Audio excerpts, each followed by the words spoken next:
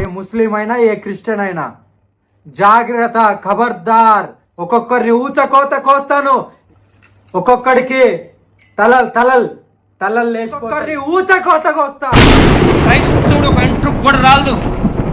ఊచకోత కోస్తాను. నా భారతదేశంలో, నా హిందుస్థాన్లో ఉంటే ఒక హిందువుగానే ఉండండి, లేదంటే ఈ దేశం వదిలేసి పారిపోండి. ఇక్కడ మీకు ఇక్కడ బతికే హక్కు లేదు. బొట్టు పెట్టుకోండి, గుళ్ళకి రండి, పూజ చేసుకోండి. ఒక్కొక్కరిని ఊచకోత కోస్తాను, ఒక్కొక్కడికి తలలు లేచిపోతాయి. చెప్తున్నాను, జాగ్రత్త ఉండండి. ఇప్పటికే ఎవరిని కూడా వదిలిపెట్టే సమస్య లేదు.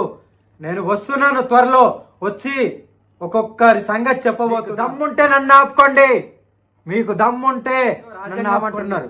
నా దగ్గర రాజ్యాంగాలు గీజంగాలు చట్టాలు. దానియేలు గ్రంథము 2వ అధ్యాయము 44వ వచనం. పరలోకమందున్న దేవుడు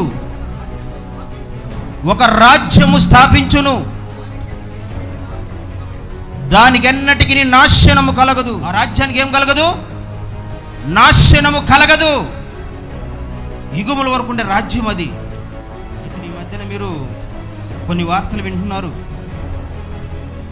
చర్చిలు లేకుండా చేస్తాం, క్రైస్తవ్యాన్ని లేకుండా చేస్తాం. విన్నారా మాటలు? ఆ అమాయకులను చూస్తుంటే నవ్వు వస్తుంది. నాశనమే దానికి కలగదు. దేవుడే ఆ రాజ్యాన్ని ఏర్పాటు చేశాడు. క్రైస్తవుడు ఒక ఎంట్రుకు కూడా రాలదు. దేవుని చిత్తం కాకుండా రాలుతుందా? ఎటువంటి కృపనిచ్చాడు దేవుడు. చూడండి, ఆ రాజ్యము అంతము లేనిది. లూకా సువార్త 1:33. అంతము లేని రాజ్యము. ఆ రాజ్యములో ప్రభు మనం నిలబెట్టున్నాడు. క్రైస్తవుడు నిరంతరం ప్రకాశించేవాడు, వెలుగుతూ వెలిగించేవాడు, నిరంతరం ఉండేవాడు. క్రైస్తవుడు సజీవుడు. క్రైస్తవుడి ఒక ఎంట్రుకు కూడా ఎవరు పీకలేదు.